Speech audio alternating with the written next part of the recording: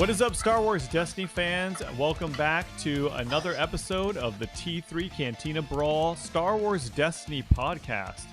We are back after a long hiatus. I'm Symbio, I'm your primary host, and then I have with me Kuni and Niftynick. What's up, guys? Yo, Star Hey, Wars. what's going on? Well, Star Wars. It has been a way too long time since we've gotten on and done this. Yeah, well, we were waiting on you to kind of get settled as you moved away from us and left us all behind. Glad to be back. Yes. Yeah, yep. If you guys don't know, this is, T3. We do YouTube videos normally, but we started this podcast to be able to have some audio companion content for you guys. I recently moved from Chico to Portland about a month ago, so it's been fun to kind of meet up with the community here. But sadly, I've left my bros behind, but we're going to be able to keep doing this podcast, so that way we can still stay connected and talk about the game we love so much, right? Yeah. Yes. So what has been going on in the Star Wars Destiny world down there? I'd like to hear, what you guys have been up to, and then I can kind of share a little bit what I've been up to. Well, I think you've been a little bit more active than us. So our group is down to a kind of small little dedicated group, which is nice. It's very intimate. So we've been doing little tournaments, and we had some theme tournaments where we did the different Star Wars trilogies all in a row. So we did like a prequel original trilogy tournament. That was fun. We all ended up bringing the clone troopers to the prequel tournament. Yeah, we had four decks of clone troopers. It was pretty interesting. So tell us a little bit about the theme format that you guys came up with. It was basically just play characters from those movies or from the time period of those movies, if they're in the comics in the background or whatever. So it was just the characters, and then the decks was just whatever you wanted to have in them.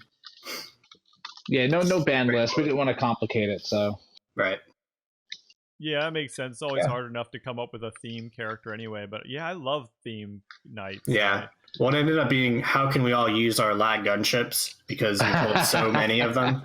Exactly. Because when else are you going to play That was basically the night. It was just Rex and Cody all over. Rex, Cody, and the clone troopers. Yeah. So you guys literally all brought the same character pairing? No, we had one person not, and because he brought in single die Palpy, and I don't remember what else he used. Oh, for the original trilogy, yeah, but no, for the prequel, I dragged Justin out, and he played Qui-Gon and Mace. Nice. Oh, right. And Qui-Gon and Mace were better than all of our troopers combined, so he ended up winning. 100%.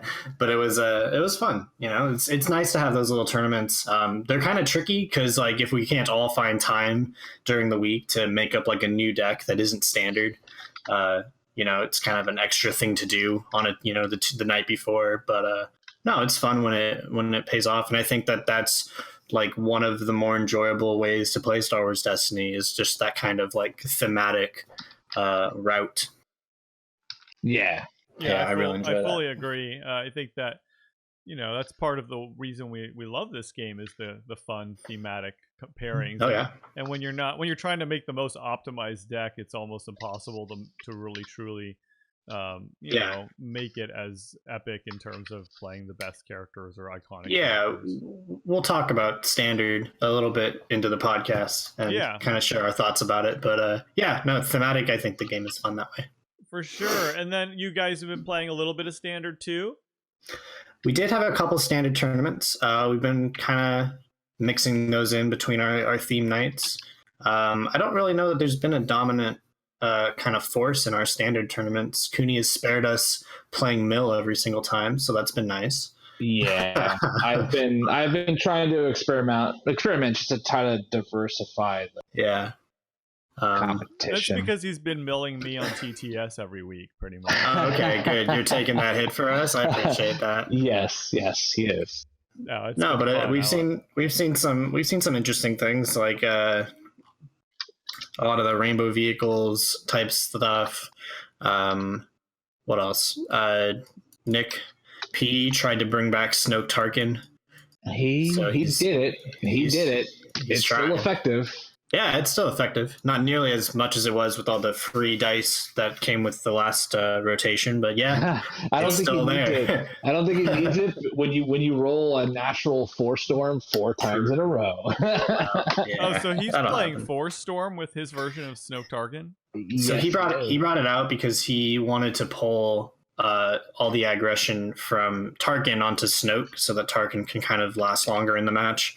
My thoughts on it was I still just killed Tarkin and then I was fine. So I don't know. The Force Storm is rough, but it's not nearly as oppressive as when it's on Palpatine, where it's twice a turn with a lot of focus. Right. Or even more. Yeah. Yeah. So it was very... It happened like at least 2 to 3 times, maybe even 4 times in a turn. So... Yeah, so I think it's the right idea, but I think I was a little bit more scared of him dropping like the Mega Blasters and Vader's Fist still than I was the Force Storm. Yeah, that deck is pretty darn high, top tier right now, in my opinion. At least out here, I think it's pretty strong. Mm-hmm. Cool. Well, that sounds good. I mean, I know Nick Payne's a great player, and he definitely usually plays some of the best decks. So if you want to play standard, he's a good person to play against. You know. Yeah, he's very smart about his moves, and he'll always manage to find a good strategy. Cool. So yeah, I have been busy up here. I am blessed to say that we do have 3 different groups that play Destiny in Portland weekly. Wow. So and it's anywhere between 8 and 12 players regularly, which is pretty nice. And that's awesome. Yeah, it is. And some of them do crossover. Like, you know, you have kind of a core group of people who kind of go to most of them. I definitely cannot keep up with 3 a week. No, yeah, that's a lot. It is a lot, but I tried to. I'll kind of rotate between different stores, but I'd say the one at Gong Guy, shout out to Dice Commando guys over there. They've been really welcoming, and they do if you guys don't know Dice Commando, definitely check them out on YouTube. They do a lot of good in real life content over there. They have a Commando cast too, so. Yeah, it's been good to see you posting more videos, and I've been keeping up on them and trying to comment on the ones that I find really exciting. So, yeah. Yeah, right on. Yeah, it's nice. People have been pretty open to having the videos done. I do miss a lot of the banter that we do back and forth because it's a little different because I don't know everybody. We're not all friends, right. and and they're just there to play a game and potentially win the tournament. So they're not gonna. Some of the people don't. They probably don't want to spend time talking about the cards and that. And I don't feel comfortable kind of asking everybody to do that. But I think that's better for videos. Right. Yeah. But that just comes with our repertoire. So it's just us. Exactly. Yeah, I mean that's kind of the tricky thing is reading off all the cards and then being excited and having that banter. It's exhausting to a degree if you're going to be there for 5-6 hours recording videos. By the end of the night, you're kind of like, yeah, okay, ready to go home. Yeah. But it's always fun. It's always a blast. So it's just a different way to play for sure. Exactly, and I think, but that said, a lot of people have already given feedback that they really enjoy the channel and they watch it, and I think that some of them are excited to be on it and kind of talk about the cards, versus just like being quiet and playing your game, Yeah. Right. It's totally nice to have a platform to come and share your thoughts and your excitement with thousands of people or whatever, how many people see. So it's always exciting. I will be straight up honest though. I'm getting my butt kicked out here. We've noticed. Yeah. Well, I in the beginning, I'll be honest. I really wanted to try to make Blue Hero work, even though I knew it wasn't very good, and that kind of, of course, I wasn't very successful with that because it's very tough right now. I think the best thing that I've done, like I went 3-1 at 2 tournaments. With the Elite Yoda Double Marauders deck. That one seems to do a lot better. Yeah. Which just it seems like that's the whole thing right now, supports. So if you're not playing mill, you're playing really strong supports.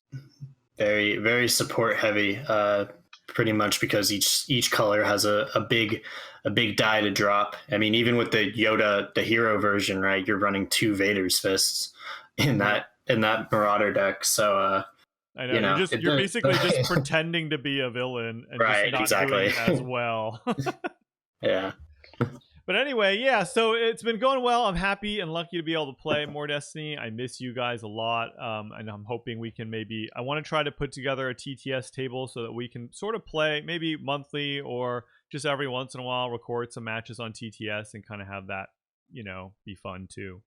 Sure.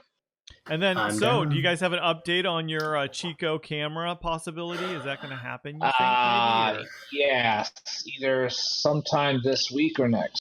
Oh, I didn't have that update yet, but yay. That's awesome. I think I had to leave last time, but I know you stuck around and talked to Becky about it, so that's awesome. Yeah, That'll be exciting. She was just trying to get someone else to work with her in terms of the exact products to buy and stuff like that. So, well, she was busy. We sent her the list of items, and then she's been busy with the new Magic set because it's been crazy big. So set after set after set. So. Yeah, I think it's hilarious that Destiny's new set announced is Spark of Hope, and then the new Magic set is the Spark or something. The Spark. I was like, was that just total coincidence? Probably. Spark of War. It's like the War of the Spark. Yeah, War of the Spark. That's right. But this isn't a Magic podcast, so we will move on. Nope. Anyway, yeah, just in case you guys don't know, or you probably don't know, but yeah, we're trying to get the T3 crew and Chico to get some gear. Chico Magic, the main shop we played at, Becky is willing to support the camera investment, so hopefully we can get that going and get some other videos over there for you guys to enjoy on the YouTube channel. Yeah, we'll get the mill back. We'll get the Nick v. Nick weekly match back. Yeah, the Nick off. We'll get our Nick off. The Nick off.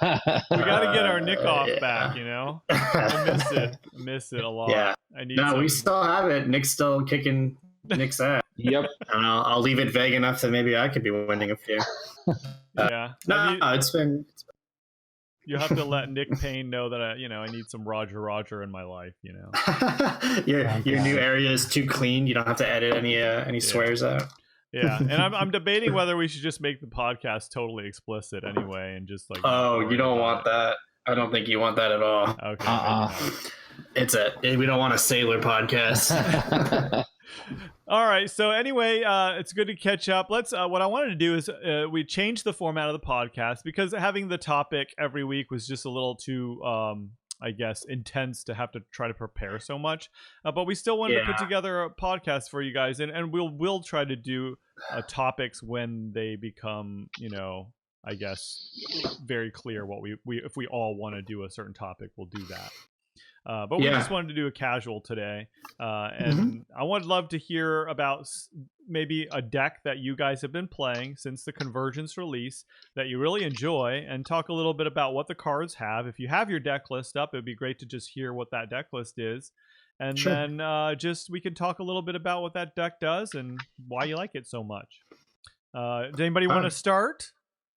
What did you bring to share with the class? Yeah, I can show and tell. Second to log in here.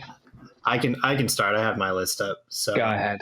So the two decks that I've been really enjoying are Grievous and the Sentinel Master Old School Way of the Force Grievous with big weapons. So I brought that out the first night we did a Convergence tournament, and I think I won that tournament, but it was just a lot of fun. A lot of the new free removal, like Sinister Peace and Forsaken, help it a lot. And then having like Punch Dagger and stuff like that is just good for loading them up with 4 weapons quickly. So I've been really enjoying that one. And then the other one that got featured on T3 in a different video is the Mace Satine Built to Last deck. I love that deck. I've been playing it a bunch when we have our Star Wars Destiny nights. So I really like the whole economy and the whole process of that deck building. It's really interesting to me. And that is the one that was, I think, originally published by the Destiny Council. So shout out to them. Yeah. Luke Magnuson, one of the most amazing deck builders since this game was released.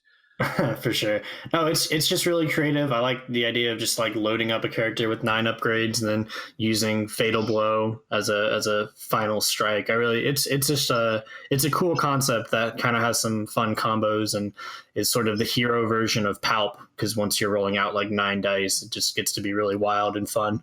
So I really like it. That's been kind of my go-to hero deck. Great. Sorry, the connection is sort of iffy. I don't know. Hopefully this will still come out okay. We're getting a little Transformers voice from Niftynick there. Sorry. But yeah, I love that deck too. I played it a couple times. I didn't do too well with it, but I could definitely see how it could be really good, especially if you're able to get those Bacta therapies off at the right time. And like you said, the Fatal Blow can hit because the Fatal Blow is a 2-cost blue. Is it a blue neutral card, right? Correct. And it says, do increase the amount of damage dealt by the number of upgrades you have on you. Yeah, so you resolve a character dice showing damage, increasing its value by the number of upgrades. So with Mace, with Custom Bandolier, you can just keep playing equipment upgrades, as many as you can. So you'll end up with 6, 7, 8, 9 upgrades on Mace, and then you can blow somebody out, and it's a lot of fun. Sweet. I did want to mention, just for those of you who maybe are not familiar with the Custom Bandolier, that's a new upgrade in Convergence. And we both all had some questions about whether you could play a Custom Bandolier on a character that already had 3 upgrades, and we did find out that you can. So just in case you guys out there wanted to know the answer to that question. Right. We didn't get an official ruling, but based on the kind of sequence of playing upgrades, my reading is that you can, and I guess we're just gonna play that way until FFG tells us we can't. That's kind of where I'm at with it.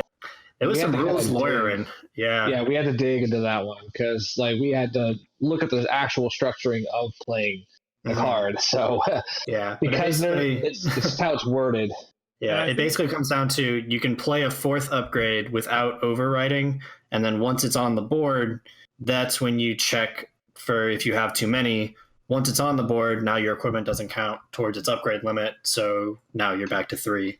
That's basically my reading of it. Right. Yeah. Until somebody tells me I'm wrong, that's how I'm going to play it. I think that's kind of what makes the deck viable right now. No, I think that's definitely the right way to play it. Yeah, so I think hopefully that's right. If somebody has a better rules explanation of that, they can certainly comment and try to change my mind about it. But that's just how we're playing it right now. Right. Cool. Those are 2 fun decks. And just to clarify, that is Grievous 2. No, Grievous 3, right? No, 2, not the droid. The Way the Force one. So that's the one with the 4-weapon power action. It's brutal. It's a lot of fun. And when it goes off, it really just strikes people down. So I really enjoy that kind of hyper aggro deck. And also, people probably aren't familiar with that Grievous that much because he doesn't see that much play. So maybe they forget about the power action, or they don't know what it does, right? Oh yeah. Well, and then you're also running Lightsaber Mastery as your plot, and you've got your own Fatal Blow hidden under there to try and burst out, 3-4 damage as well. So it's a really enjoyable deck. I enjoy it. Cool. All right. How about you, Kuni? What have you been up to? What have you been playing that you enjoy? Well, old news, but I have tweaked my my mill deck a little bit. But the only big change really was astrogation. But we will get and resistance ring and no answer, you mean? Well, okay. Besides the obvious choices, if we're talking about a change from the last meta, right? And actually, I thought it was interesting because I asked you which version do you think is actually stronger? Do you think the new version's actually better than the last version? The new version's better for one reason, and it's only because of the overpowered wording on no answer. That's it. Yeah. And do you think... all right. So anyway, keep going. I won't interrupt you anymore. But no, that's it. That's the only... this version is better than the old version solely because of... Actually, sorry, for 2 reasons. One, because of wording on no answer, which I agree needs a nerf, but that's besides the point. And then the second reason is because the speed of the meta has changed. We no longer need the Commando Raid hit and run combo to really be effective. So, yeah. Definitely. I think that the speed of the meta is not so much about multiple actions in a turn. Now the speed is higher impact actions across multiple turns. Yes. So it's a different pace to, roll out Leia, be able to sit on that discard side for a second, kind of feel out whether or not, you want to power action, discard, kind of go from there. So it's a different pace, but still very effective. Yes. But that's pretty much it for that deck.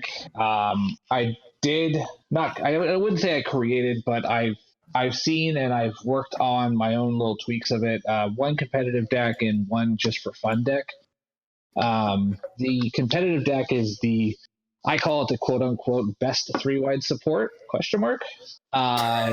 It is. You're labeling it that? Yes, I'm labeling it that. Okay. That is the title I have on Star TV. You win one tournament, and it all goes to your head. No, go ahead. I don't know, man. I'm using a single die Mother Talzin, single die Wat Temple, and double die Watto. Now the battlefield I was kind of like on the fence about, but I think I was going. What was I using, Nick? You were running Mean Streets against me. Thank you. Yes, I was using Mean Streets instead of Rift Valley because I didn't want something that would hinder me, because they still have the chance of being able to remove my die since my deck is a lot slower than most people. But it's just running the 3-wide spread with Vader's Fists, Mega Boss Troopers, and Entourage. So it's like the full 6 of the most broken cards in the game, and how do you get them out? You use Watto, right? And Watto. 1,000 to turn your dice. Yeah, because he can't be, he can't be mitigated. Besides turning his dice, it just makes it kind of easy. So I don't think I ever had an issue bringing any of them out. Is that elite No. Watto, that deck? That is elite Watto, yes. Yep. Okay, and it's just 1 die Talzin, 1 die Watt, right? Yes. Yeah, and we Yeah, were that talking sounds pretty about strategies against it because me and Nick were playing against it all night, and it's basically if you can't kill Watto the first round, then it's not worth it, and you go after somebody else who's going to give him more value as the game goes on. So it's a tricky one to play against as far as like shutting it down and then countering it for consistency, and it's part of Watto is part of my thoughts about standard. So when we get to that, I'll talk a bit more about how I feel about standard competitively. Anyways, yeah, I mean that deck sounds really strong because even normally I'd say okay, I'd go after Talzin, but then like you said, if you can't kill Watto early, then you're getting all the supports out. If you go after Talzin, you're getting all the supports out anyway. No, you maybe have a harder time to turn dice, but Watt still has that focus side. So and then you just discard a reroll and you have enough if you have a Vader's Fist and 2 Mega Blasters and an Entourage out, you're pretty much toast. So right. Yeah, I think I lost, and it was against Jim Cassian Mill. Deck is really strong right now, I think. Yeah, that deck has a lot of adaptability, and I do like how Andrew saying that she disrupts the mill player by taking away the pro mill cards. Yes, exactly. I watched that. She's like a scalpel. That's kind of what he referred her to. Like you can basically pick apart the things that are really making them strong. Yeah.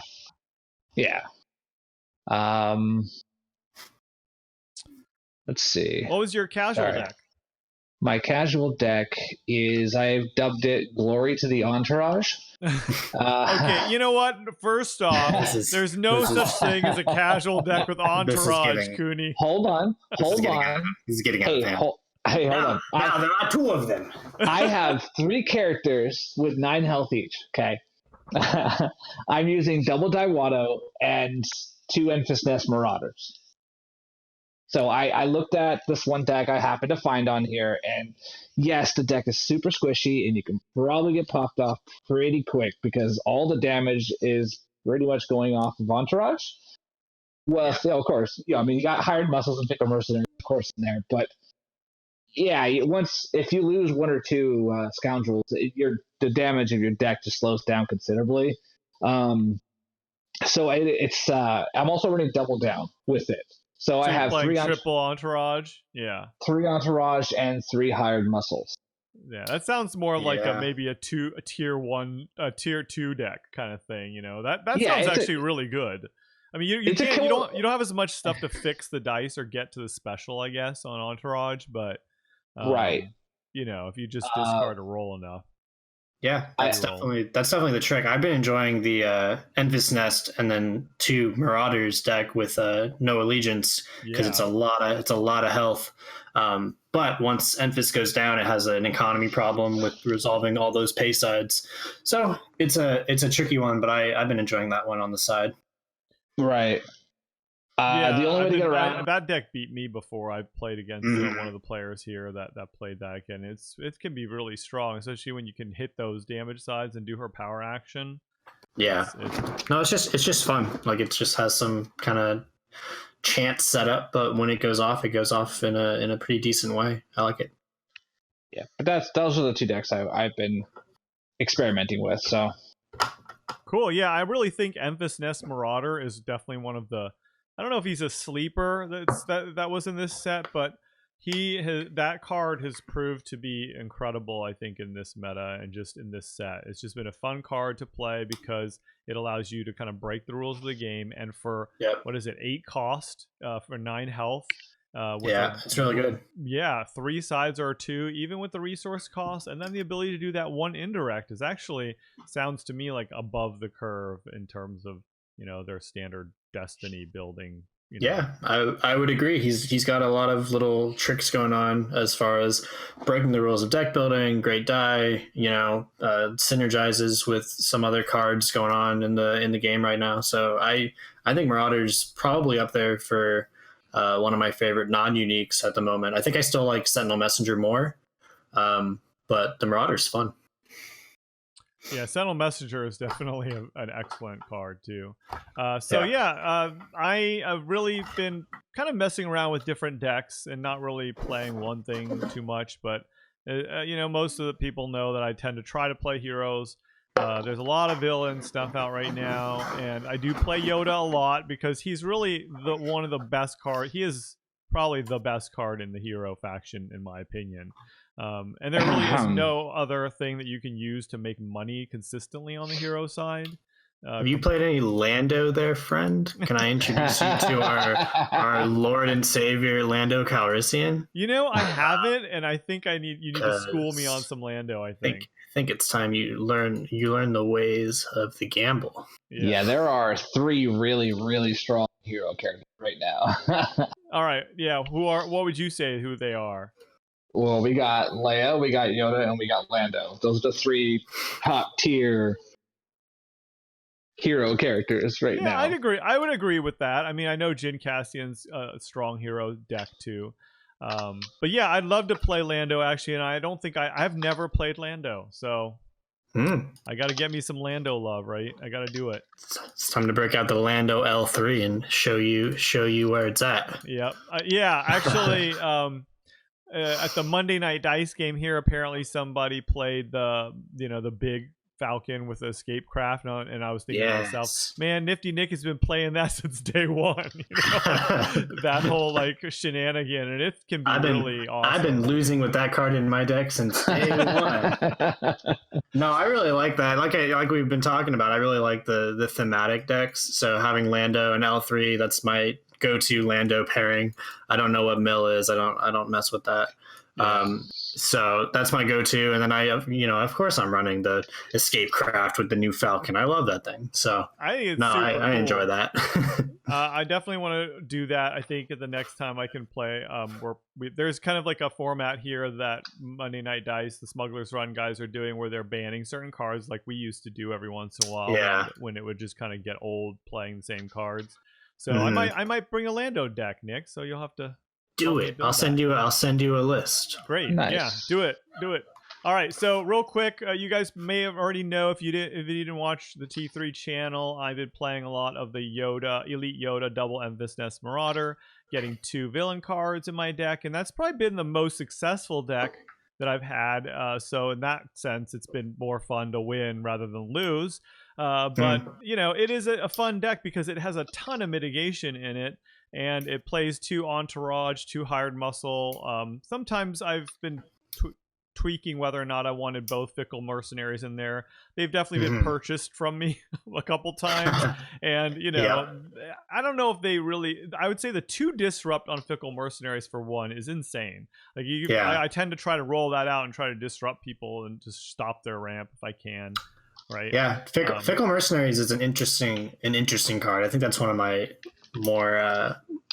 my favorite cards from that draft kit.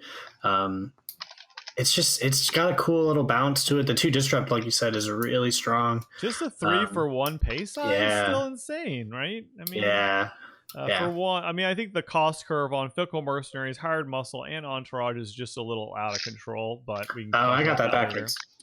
I thought, never mind. Yeah, I don't care for fickle. I like hired. Hired is the one from the draft kit. I got them backwards. Yes, yeah. Hired muscle is the one from the draft kit.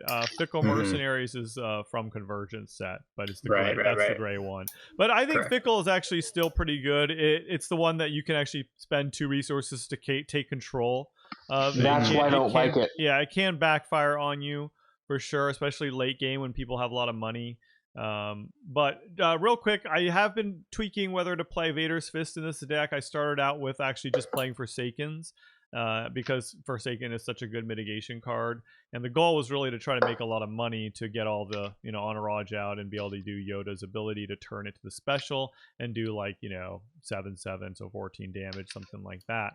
I played around with Crime Lord a little bit, and that's been really hard to make work. It's just too easy to for people to play around it, I think. Really? Yeah. It's just 1 die, so it's really easy to remove 1 die. And there's no action cheating without red, or there's no action cheating other than instigate, right? But even with instigate, I guess. Is it unique? Crime Lord is not unique. It is not, yeah. And as a die itself, it's not terrible. Right. But it's just by the time you're able to get it out and accumulate 5 more resources, you've spent enough money also just mitigating the damage. You're gonna lose Yoda, so spinning to the special is harder, and it's just not as good as just putting a Vader's Fist on the table and doing 9 damage. Yeah. That's gonna kill a character most of the time anyways, so yeah. But it's been a lot of fun to play because there's a lot of tech cards in there that are fun. I love dismantling. That's probably my favorite thing to do. Oh yeah, I ran that back in the regional we all went to, because you were making a lot of money with Yoda and Lando, and you would just dismantle Vader's Fist. It was really satisfying. It is so satisfying. Even just dismantling something like an entourage or a Shadowcaster, obviously, if you can get a dismantle off there, that can just win you a game. Oh yeah, definitely. But anyway, so yeah, that's what I've been playing. I've been playing a lot of blue. Blue sucks. Blue hero sucks right now. Qui-Gon. Qui-Gon is great. Actually, he can be really good, but it's just every single game if you don't roll those melee sides with Qui-Gon, it's just frustrating. Yeah, I've been really trying to make Qui-Gon Ahsoka work, but she's so squishy. She just gets spiked in 1 turn, and then that's half your damage right there. But I like her ability, and I like her die. So I want to find a kind of better way to use her and Qui-Gon, but probably separately. Yeah, I think that she pairs better in a 3-wide. Yeah. There was one of the local players here, Braven. He played a 3-wide with Vigilant Jedi. And Ahsoka and somebody else, and then he was able to spot the Jedi and do her ability. It was pretty awesome, actually, but you need a lot of the health to spread around to make it work. Yeah. So it's on and off.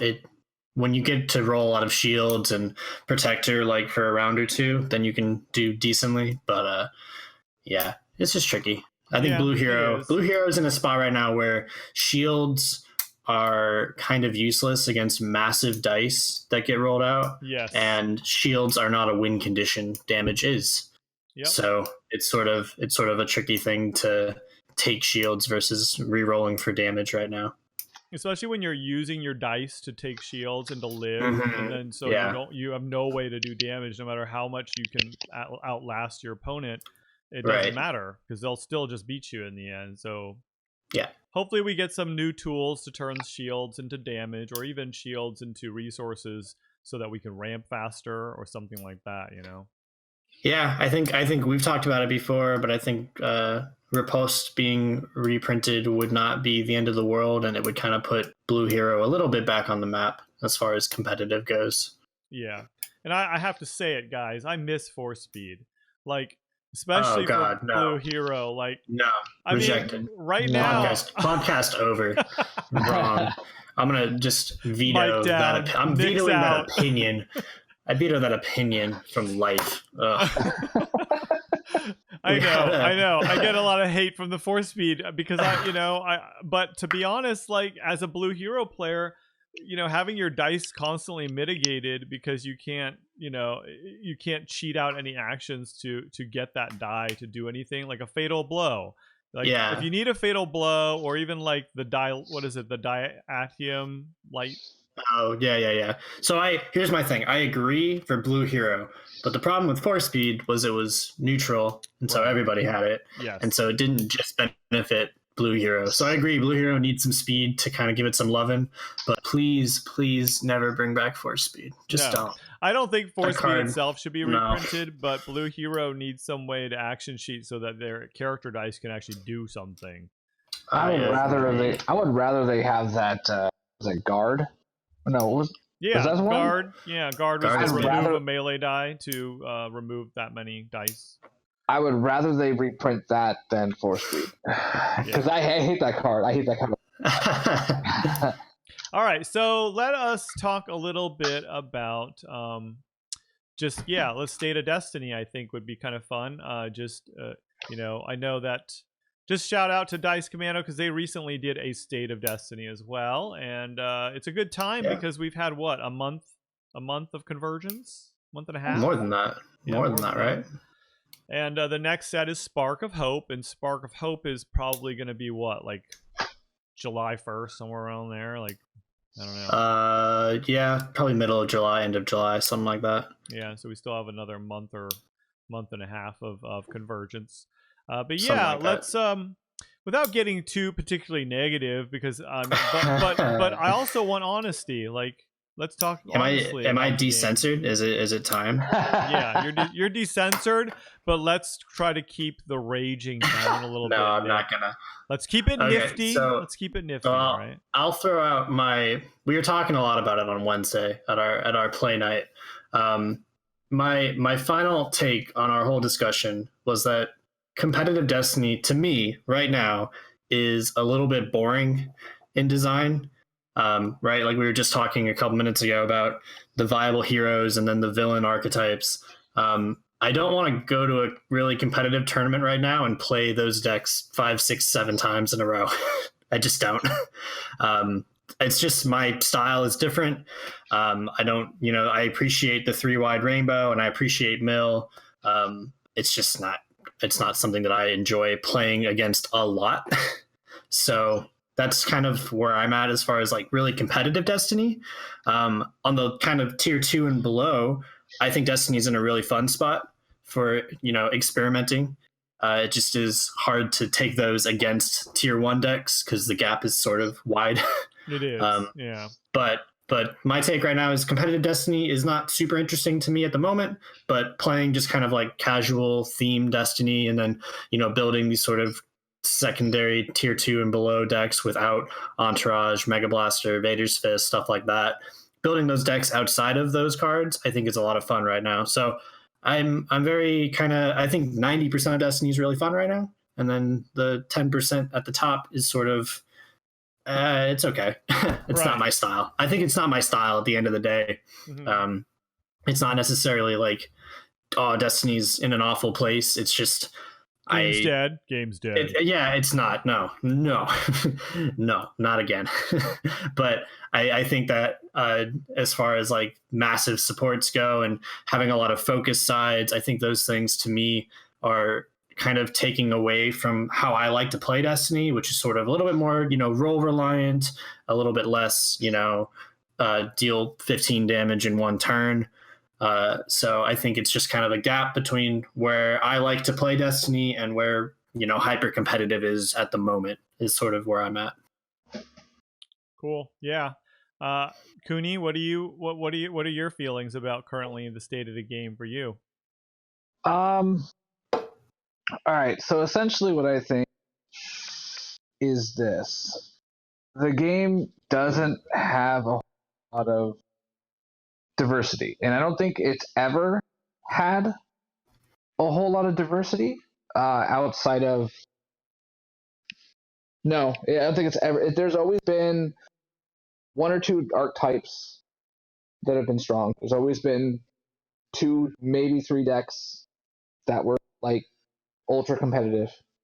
So isn't that kind of the case though with any kind of competitive game though? That's what I'm saying. I can't expect anything more than that. Like I can't expect us to have like 6 or 7 decks that are like super competitive that are able to compete with each other. So that's an unrealistic, I think, thought. Yeah. I think it's just more along the lines of what happens is when people are upset with the game, generally it's because one archetype that they enjoy a lot more than others is not prevalent. Right. That's the problem. That's a really good way of putting it. I think that you're right about that. It's like if you cut out a bunch of people who like to play a certain way, and that way right now, for example, middle characters, it can't be played very much unless you're playing mill. It really hurts the game base because people are not like, oh, it's not fun because you're not letting me play a deck that it actually can do well. Right. And I think that's just the biggest problem is it's not really so much. I mean, okay, I will give this one against FFG. They need to play test better because quite a few cards have slipped through their cracks, and by what was the term that we used with errata? When you errata like 6 cards in a set, not saying they have, but I'm just saying if that ever has to happen, like it should happen right now, then you have issues. But other than that, I think technically the game is in a good spot. That's my opinion. Yeah. So as far as the like crazy strong cards and the errata and all that, it's a touchy little subject because I'm generally, I don't want to jump to errata as a solution. And so the fact that right now like Rainbow Support and Mill are very, very popular and very strong, I think that's less of a concern to me than the sort of direction of those decks, which is kind of consistency in mass. Like when I think about balancing a game, right? When I go to start designing something, trade-offs in power are very important to keep things kind of balanced. So when I think of a card and I'm like, all right, this one's going to do, 5 damage when it rolls its best side, that should be a rare kind of occurrence. And I think that with all the focus sides in the game right now, and like no answer where it's kind of always on if their hands are down, stuff like that where it's very consistent, it sort of removes the dice rolling to a degree, which is I think kind of the heart of Destiny.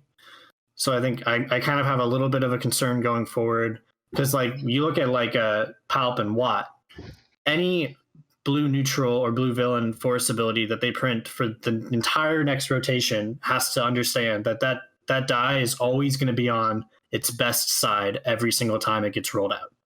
And like, it gets to get rolled out multiple times. Every single time that die. Yeah. So like Force Storm, for example, right? Like every time you roll out a Force Storm, it's going to be on a special. Every time.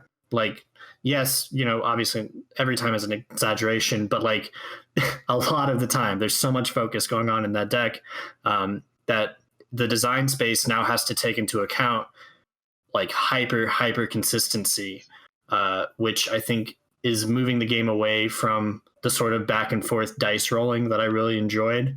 Like I mentioned earlier, makes it so that you're not doing potentially multiple choices. You're doing one Right. choice and you're doing it all the time, and that makes for kind of a boring game, because when you're Yeah. playing against that, and even if you're playing it, you're like, yep, focus to the special, do the special, focus the special. It's not like, Yeah. oh, I got a resource this time. Should I take the resource? Maybe I should, maybe I Right. shouldn't, you know? So it takes out the decision making there, and then I think it also takes out the decision making in the deck building, right? Because if you start to build, like you go to build the mill deck, right, and you know Kuni's version is different than other players, but they started with the same 15, 16, 18 cards.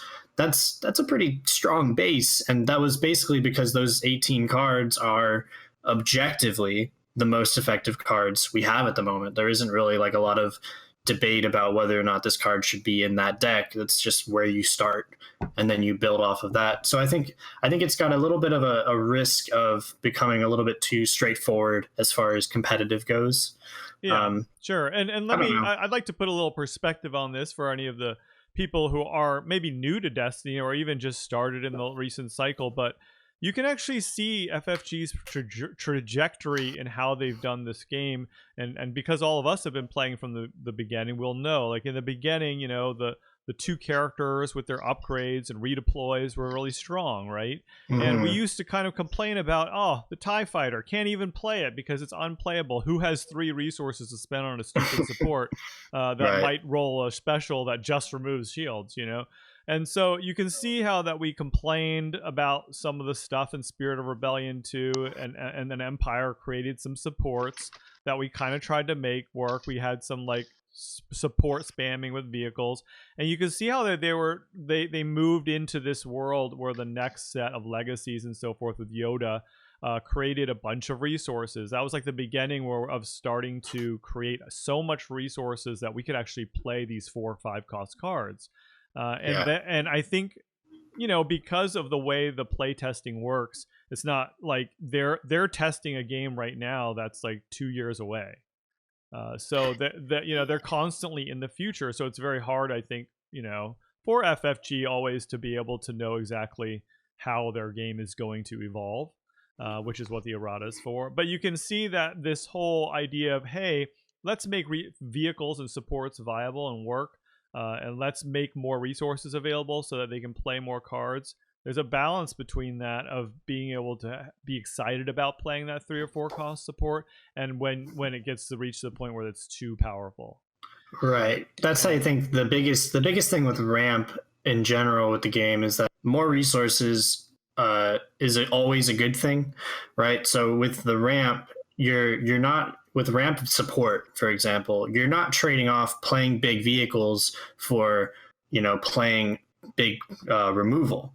You're just doing both. You're doing both because you have tons of money. Right. Like if you have 9 resources, you're going to drop 2 entourages and then play it into the crosshairs, and you're untouched that turn. And it's just kind of like, okay, well, cool. My deck had 4 resources this turn, and I played an upgrade and a 1 cost removal, whatever.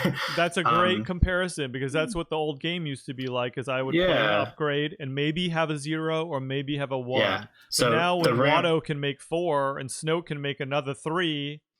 Yeah. So the ramp just kind of takes off, and the other decks are left kind of scratching their heads. Because the other thing with it too is we have these supports that are being rolled out 3-4 times with massive dice, and kind of a thing with it that we talked about earlier with the change of pace as far as how you play mill now. Now you have to remove high impact dice 3 or 4 or 5 times in a round, and if you can't, you lose. Like if round 1 your opponent drops a Vader's Fist and you can't remove it 3 times, you're going to lose a character, or you're going to be taking 9 to 10 damage. Like that's excessively punishing, and it's sort of just disheartening to play against every time. Well, right, that's sort of where it comes down to. But Vader's Fist, I think, is a very unique, just because that effect has never been in the game. I think they really they underappreciated that effect going into the game. Or they just Yeah, but- they just loved Vader's fist so much they had to Yeah, make but it then- like but then we got- amazed balls, you know.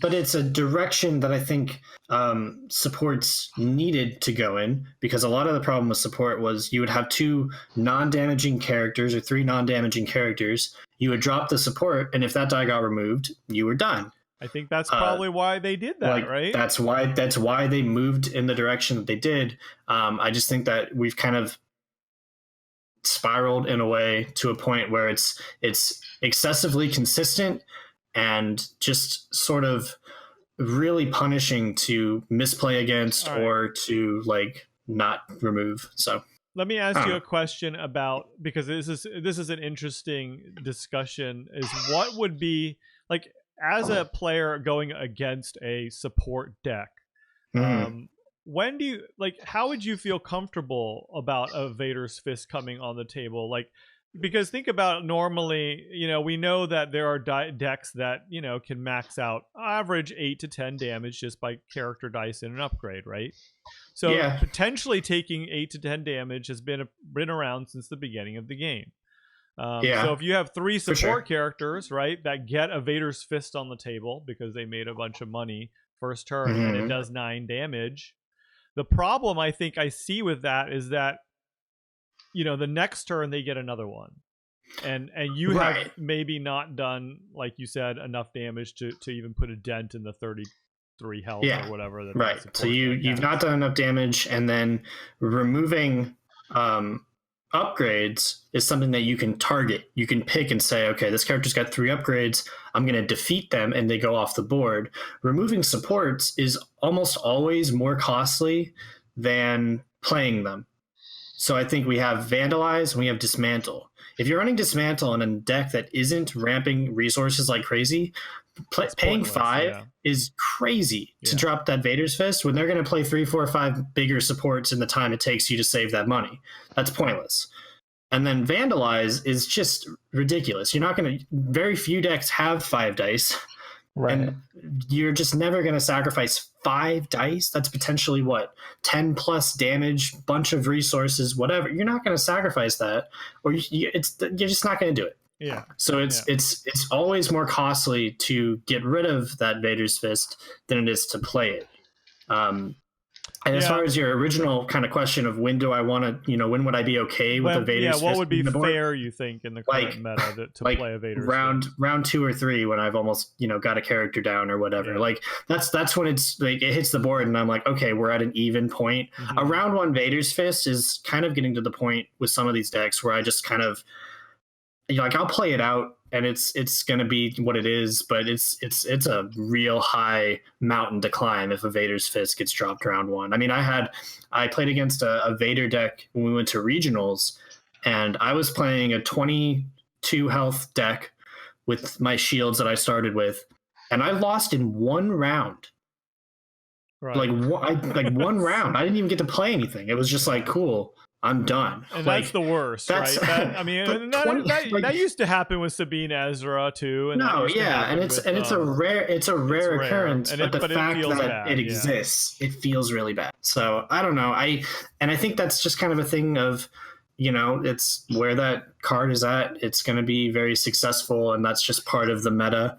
But like I said before, right? Kuni kind of hit on it. If it's not your style, if you don't want to play that card, this meta is going to be kind of boring to you and not interesting like it is for me. My thing is, I don't even find that card fun to play as. Like, I don't want to just be like, well, I played it round 1, I guess I won. Like, that's a really boring deck to me. I'd rather, play my Grievous deck that ramps up. Like, that's more my style, where it's like round 3 or 4, I have a kickoff turn and I can do a bunch of stuff. Like, I don't know, you had time to think about that. You had time to fight Grievous. Now it's time to deal with it. I enjoy that kind of back and forth with this game. It's just kind of it's at a tipping point for me where I definitely think the consistency and the power is creeping a little bit high to a degree. Yeah, I think that's fair. I think that like you both reiterated, casually Star Wars Destiny is in a healthy place. I actually noticed. So much fun. I also noticed that there's a lot of new players out there right now. So I think that's Can you great. send them our way? I don't know. Right? Yeah, well, maybe not. And honestly, not necessarily in the Portland community. There's like a couple, but No, the game just, is in a just seeing in a fine online spot. a lot of people Yeah. posting that, hey, I'm new to this game. We just picked this up. A lot of people on the YouTube channel that I have never seen commenting. Yeah, no, it's very exciting, and I don't want this to be like this is not me saying it's a doomsday, the game's dying, whatever. It's not that at all. It's that this where it is, It's that this meta isn't exciting to me personally. So I'll kind of wait and see, maybe C-3PO is the shakeup that heroes need in the next set. But that's I think kind of also my personal. What's kind of interesting is that we lost a whole cycle of cards, right? So right now we have across the galaxy. I mean, we have legacies, the legacy cycle, and we're just the beginning of the convergence cycle. So there. It's possible that hopefully in the next 2 sets that they release, it'll really make for more diversity. Yeah, I think that's going to be hard because, like I was saying, objectively, the game is very right. The game is very specific about its numbers and its combos and its costs, and I think that you can compare, 2 cards side by side a lot of times and say this card does more things for the same cost, so I'm going to play this one, and so that other card is just dead in the meta for the most part. Like you don't really. That's just kind of how I feel about sometimes when I'm opening packs and I'm like, all right, some of this is going to be for draft, and I get that, but a lot of it ends up being just this is a worse version of a different card that exists, so I'm going to play that card. So yeah, I don't know. So I'm actually interested in talking real quick about. I mean, I know we've kind of talked a little bit about it, but just resource generation, right? Like Yoda, if we look at the key resource generators, you've got Snoke, Watto, and Yoda. Like those to me seem like the Snoke, biggest. Yoda, Watto, and then I know Lando a step down is Lando, but yes, yeah. Right. But so Yoda, if you look at Yoda, let's just break him down real quick, is for each of his die, you can make 2 more resources. So with just Yoda on the table, if you max out, you can make 4 that turn. Now let's look at Watto now. Yeah. Okay, now Watto, how many resources can you make that turn with Watto? With just Watto's dice? Just Watto's 3. dice. 3. No, because he has a +2. Right. So 3, yes. 3. So you can make 3 extra, right? But then he also has a power action, right? Yeah. Or you can pick a symbol. If you roll it, you make an additional resource, right? Yeah, you gamble it. So you have a potential upside of 4 resources plus the 2 you started with, so you have 6. Plus, you can't remove his dice. Plus, you can, you can't remove his dice. So there's no way, like Yoda's dice, you can remove. So there's that value on Watto. The thing about Yoda is if you can't stop one special, you're going to get both, and then the special can do multiple things. Right. It gives you more. That's for sure. It gives you more bang for your buck, which is all the value in Yoda. If Yoda's special was choose, get a resource, mill a card, or get a shield, that card is unplayable. It's just, I'm sorry, it's not very good. Yeah. Okay. If it only does one thing. So let's look at Snoke. Snoke, for 1 die, gives you 3 resources, right? Yeah. You net like points wise, you net 2 because you deal 1 to yourself. But yes, you gain 3. Yeah, but I'm just talking about resource generation, not necessarily balanced value, but like what's the most resources I can get, right? So for Snoke, I can get with just 1 die, I can get a total of 5 possible with my 2 that I started with. With Watto, I have to use 2 die and a gamble, but I can get 6. And then with Yoda, I can get 4. So like you can see, like, okay, well, which are the best support decks? It's the best support decks are with Watto and Snoke, right? Right. Yeah. Not necessarily. Well, not necessarily, but like it just in terms of resources. Wait. Time out. Says the guy who labeled on Star Wars Destiny DB the best rainbow support ? With Watto in his deck. Not using Snoke. He said with Snoke and Watto. No, I said I just meant Snoke like Watto or Snoke. Oh, okay. If it's or, then yes, I agree. No, that's not the best. But I mean, Sidebar, like labeled seriously, his own deck the best. I mean, even if you look at Snoke, he's 14 now for 2 dice. Yoda's 13 and Watto's 12, right? And Watto can still make the most resources for 12. So anyway, there you go, folks. Watto's broken. Yeah. Yeah, I don't know. Watto's broken because you can't touch his dice. It's a lot of the thing with you can't touch his dice, and we don't have enough ways for supports to affect dice because you can remove it by a not event. So you have like grappling boa, suppressive fire, stuff like that can touch his dice. The problem is you're not really going to use those round one. And if you don't get them round one, right, like you said, it's going to be 6 resources and a Vader's Fist. Like, there wasn't really much you could do about that besides, like, pick it out of their hand with a scruffy-looking Nerf herder, right? Yeah. So there's things, options, and I was in favor last meta of people experimenting and, countering some of these things and kind of shifting up their game. I'm still in favor of that. I still think that these decks aren't invincible, and certainly that there are decks like Phasma and Vader and Palp still that can fight these 3-wide decks. My thing is it's just boring to me to play them. Right. One, and on top of that, like it's just boring to me, right? I don't want to go to a 6-round tournament and play 4 rounds against Rainbow Vehicle and then 1-2 rounds against Mill. Like that sounds like a pretty dull weekend to me, to be honest, as far as this game goes. I thought it was great actually in the last regional. It was pretty diverse. It was very diverse, to be honest. Yeah, definitely. I think we went at the right time. Yeah, you had Han Kiras, you had vehicle decks. So, it wasn't like always the support deck seemed to dominate or Mill. But there was, of course, always this fear that Mill would take over, and it really hasn't yet. It's really good. It can be really, really good, but it's not like it wins every single tournament, I don't think. I think the big thing with Mill, and Kuni and I talk about this a lot because he's our Mill player, and about of the fun element of Mill and the countering to it. It exists. It's a bit tiring, and you have to think about your moves very specifically. Then it's also down to your dice rolls at the right time, so it takes a bit of luck to compete against Mill. My big thing with Mill is the decks are so finely built.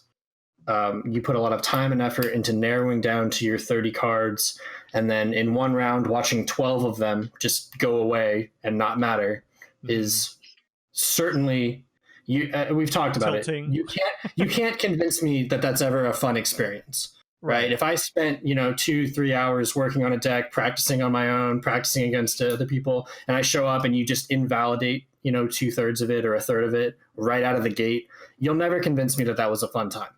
I think 3 or 4, like 3, maybe 2 to 3 or 3 to 4 cards that is reasonable, but losing 2 turns of a thing sounds a little. No, you can certainly counter, but I think just to finish my thought is it's a fight. It's just it's the brawl. To finish my thought, it's a valid strategy, and your counter is going to be that aggro.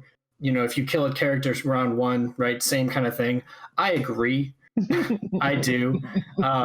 I certainly don't think that spiking a character in 1 round is a fun thing to play against either. I'm on board with that.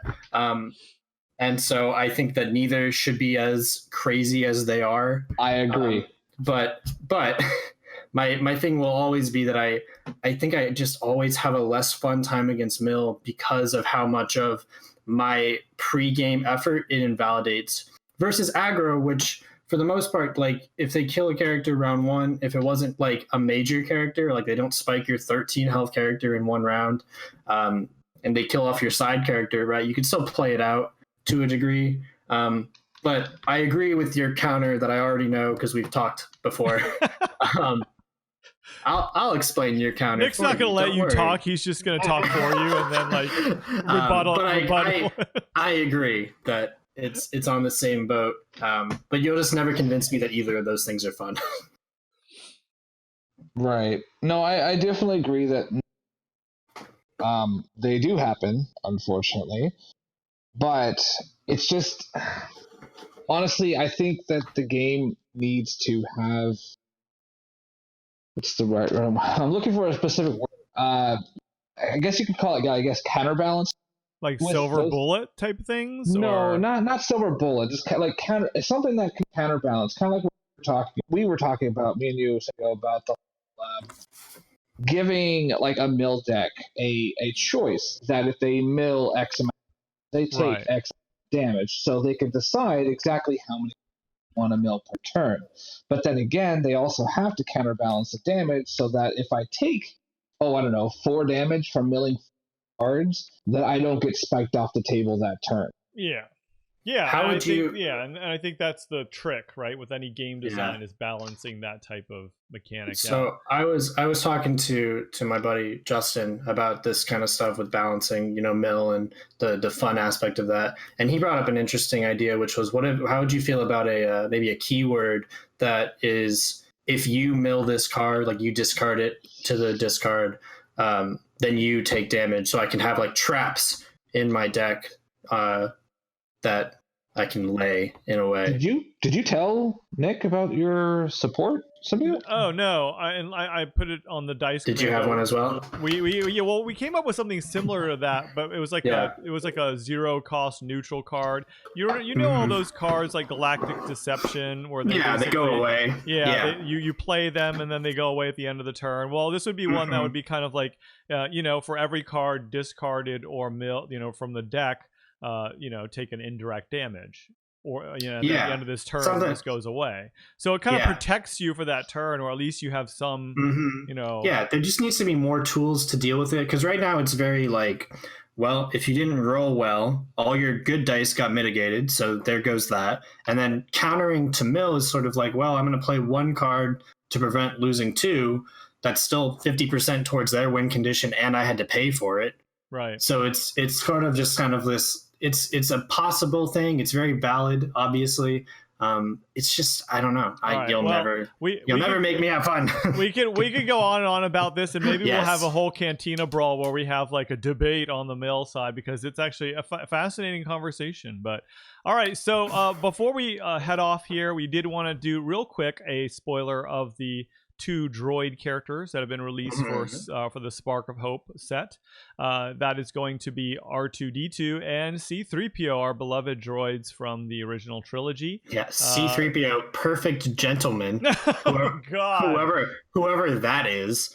We have Nick came up with a much better subtext for C-3PO. I'm gonna make an alt C-3PO that is titled Ewok God.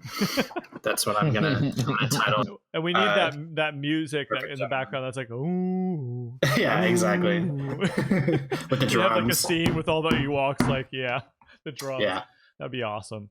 Okay, so do you guys, either of you guys have this up? Or do you want me to? Yeah. Okay. All right. Yeah, I got the 3PO one up. All right. Kuni, why don't you do the 3PO first? Sure. So we got C-3PO, red hero character. He's 8 for 1 die, 10 for 2 dice. He is unique, gentlemen, as was expressed. He's got 8 health, 2 focus. It's 2 1 focus sides. Shield side, 1 shield side, 1 resource side, 1 resource side, and a blank. He is, of course, a droid, and his text reads, after you activate this character, you may resolve 1 of your dice, increasing its value by 1 if you spend 1 resource or spot R2-D2. Yeah. And he's a legendary. He is a legendary. I don't know how I feel about the legendary status of this card, but I like the card. I think that's the die is solid. 8-10 is a good little spot for that character. I think, kind of following on our sort of standard talk about ramp, I don't think he breaks the Watto power as far as his curve goes, but I think he's a solid little character. But do you play him at elite or? I think you play him at elite. Depends on. You don't have to play him at elite, but for 10 points to get an extra die for 2 is awesome. Like, that is like, we don't have a lot of 10 point 2 dice characters, and definitely not with 8 health. And not only is that, he's bringing red into the game, which is great right now. So like, I think he's an amazing elite character. He's like a mini Lobot combined with Anakin. Yeah. No, I think he's a solid little card. His partner, on the other hand, I don't know. All right, let's talk. Why don't you go ahead and read off R2D2? All right, so we got R2D2, Loyal Companion. He's a blue hero with 8 health. He's also a legendary. His points are going to be 8, 11. His die is 1 melee, 2 melee, 1 disrupt, 1 shield, 1 resource. He's a droid character. You can't play blue abilities on this character. And then his ability, his action, or not action, I'm sorry, his just passive. After you activate this character, you may turn one of your dice to its first side. So that's kind of the first time we've heard that referenced as far as the die reference there on the side. Or to any side instead if you spot C3PO. First take on this. My first take on this is that I think it's kind of weird that R2's this melee character. I know thematically, he does do some electroshocking here and there, but like 2 melee damage in this game is a lot of damage, right? He hits as hard as Mace Windu. As Ahsoka. Exactly. I mean, it's a little weird and kind of, okay, putting that stupid thing aside, anytime we've seen a character that's like, you cannot play blue abilities on this, like Chirrut, they suck. I think that's less my problem than it's just he's sort of lackluster. Like, he does normal things. If you're not playing him with C3PO, that ability is like, cool, I'm gonna find a 1 damage side, I guess. Okay. Well, I will say fine. I just checked, and Yoda's first side is a 2 focus. So there's definitely maybe there's some things you can do there. Yeah, I guess. I don't know how that points are going to work out, but you'll still have somebody who's doing work with Yoda. Like, you'll have to play all your abilities on Yoda, and then he'll die. I guess that's the strategy. But he reminds me a little bit of Ezra 2, just the 1 and 2 melee side, 8 health, 8 cost. I mean, so he's just a little generic for R2. Like, I feel like R2 really should have something a little more special here. And I don't like that they just turned him into a melee character. Yeah, I don't know. I think he's just he's on curve with our normal kind of 11-point characters. It's not jumping out at me as like crazy as far as building around it goes. Like you said, maybe there's a couple focus sides that you can find. That's fine, I guess. But it's not super exciting. And then the legendary status on both of them, I don't know. I don't like that at all. I don't know how excited I'd be to pull R2D2 or C3PO in my next box. I like C3PO better, but the problem with C3PO, I do too. Here's the problem with C3PO that I have, is that he's got 2 resource sides, okay? Mm-hmm. But he always has to roll out second. Well, he does. Because yes, when he but it's not. Yes. It's not character dice. So if you have supports with him, and it's also a thing of he can roll himself out and resolve his own die. Yes, that's true. It's after you activate, so you get your die out. His own money if you roll a resource, you could spend 1 to gain 1 right away. So I see benefit to rolling him out just fine, but I just think it's kind of like, it's okay. Well, if you're playing R2, then you don't have to spend 1, right? Yeah, so you just roll him out, gain a resource. That's not bad. I can see that then. I mean, that's leaving. If you play them both elite at 21 points, you get a 9-point character that needs to do a lot of work. A lot of work, or you're ramping, to get supports on the table, which sounds like I think that's the only way. Unless you combine them with the greatest characters ever, Ewoks. Ewoks, yeah, we haven't really talked about Ewoks that much, but we don't have time today to talk about them. See how fast they die. Yeah, I'm excited about having characters that don't have dice for like draft and stuff. I think that'll be really fun. Yeah, I agree. But I do feel a little like, I don't know. It's going to be interesting. Here's my quick thought on Ewoks, and I kind of hope it doesn't continue the way it has been. They've introduced some fun kind of little mini factions into the game, like Gungans, like pod racers. I want to see more support for them and not just kind of like a one-off thing in a set. I agree. So I'd like to see if they're going to introduce Ewoks, like the Ewok warrior reads you have to have a unique Ewok. So far, we only know of the chief. I hope there's more. Otherwise, why did you include that text? Like, yeah, I really don't want them to also just always save it for infinite. Like, I feel like, you know, if you're going to introduce a mechanic in a rotation, they really should try to keep up with that, at least for the 2 sets that it's going to be first introduced, right? Yeah. One thing I was thinking about is, remember that what's that yellow across the galaxy event through the past where you can like reset a character based on the number of dice they have? Well, if they have no dice, you can reset the Ewok for none. For one? No, it's for a the one one cost of the event. card. I mean, yeah, you could. For one indirect for damage. One yeah. I mean, you can equip weapons to Deja vu, right? Yeah. So, you know, I think it'll be a fun thing for like tier 2 and below to mess with. I've been enjoying actually playing some Gungans on the side because I think that there are some cards in this set that help them break out of their shell a bit that weren't Gungan specific, but they helped indirect. So I don't know. It'll be a fun thing to mess around with. I'm definitely going to play some Ewoks. You know, I'm all about that. I'm gonna, you know, play that. I'm gonna buy 5 Jawas and Jawas versus Ewoks versus Gungans. You know, I am definitely gonna play that. I had so much fun when we did the non-unique character, like the army tournament. I think that's really fun. You know, that was fun. Yeah. So I think we'll probably do something like that once the Ewoks come out as well. Just have like a 6 wide 4 health. We'll get spiked in one turn by a Vader. That'll be fun. Yeah, and maybe we do need to get rid of those cards that like do damage like to every character. Like Anarchy.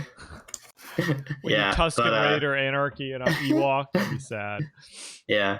But no, I like those little factions. I think that they're fun for the like non-competitive side, right? Like no one's gonna play Chirpa and the Ewok Warrior in competitive, but I think they're fun in non-competitive, and that's kind of where I'm just enjoying a lot of the game. So anyway, I want to point something out that's kind of nostalgic for me. Yeah. In Star Wars LCG, the same thing was said about Ewoks. Yeah. And they actually were won. Like super meta. They won several tournaments. I would absolutely love that. See, I'd love that too. Like I agree. No way it happens with this Ewok. But I would love that. Yeah. We'll see what event. I mean, it's the same thing where we need to see the events that help it, and if there's enough support for it, right? Like if there's like, hey, activate your Ewok 6 times in one round. That's going to be worthwhile playing. Well, I think what makes more thematic sense is the Ewok swarm, where they just keep coming back like faster than you can keep up with, which I think would be kind of fun. But like honestly, what do you want to lose to? Like a swarm of Ewoks or Mill?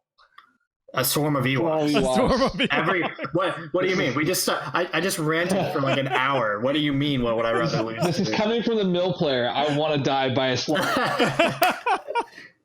Yeah, exactly. All right, so FFG, make it happen. Swarm of Ewoks. Yeah, I just want to see a swarm of Ewoks take down Vader. I tried to make a deck list the other week for Jawas, and I titled it. I don't think FFG understands how damn hard I'm going to try and make Jawas work, and it turns out that title was too long for the database. Oh, that's hilarious! And it didn't get published right. So yeah, but no, I love those kind of like knockoff, kind of off-brand swarmy decks. So I enjoy them. I'll play them. They won't be good, but sure. it'll be more fun than, you know, playing as the auto win best rainbow in the game, probably. Right. Well, if you guys don't know, T3, not T3, ETX, is the Galactic Qualifier going off in Seattle. I'm gonna go. I don't know what I'm gonna play. I might play Kuni's Mill deck just because I want some spot glosses, and it's a good hero deck. Oh, I might also consider Jin Cassian. or maybe something. Maybe I don't know. The Yoda entourage thing is just a little slow, so we'll see. But thank you guys so much for joining me for this reunion podcast, and we definitely want to try to keep this going. I think if we keep this more casual format, it'll probably just make it easier for us to get together. So I think that's what we'll probably likely do. Yeah, we check in, we talk about the game, we rant a little bit. Yeah. You know, we'll get it off our chests, and then I think on the side, I'd like to get back into TTS with you guys, and we can record matches and stream those and do whatever else. So yeah, I think we'll get ourselves back in the scene. That'll be fun. That would be fun. I'm good. And sadly, Kuni, I wish I wish you guys could join us in ETX, but I know it's a little too far and it's costs money. But if you want to pay for us to go, yeah, I wish. Yeah, we'll see. Anyway, thank you guys so much for listening. Definitely check us out on YouTube if you don't already know. We're at T3 Gaming Podcast. And if you have any questions or want to connect with us, definitely hit us up on Facebook. But thank you again. May the force be with you, and we will see you next time. Later, guys. Bye.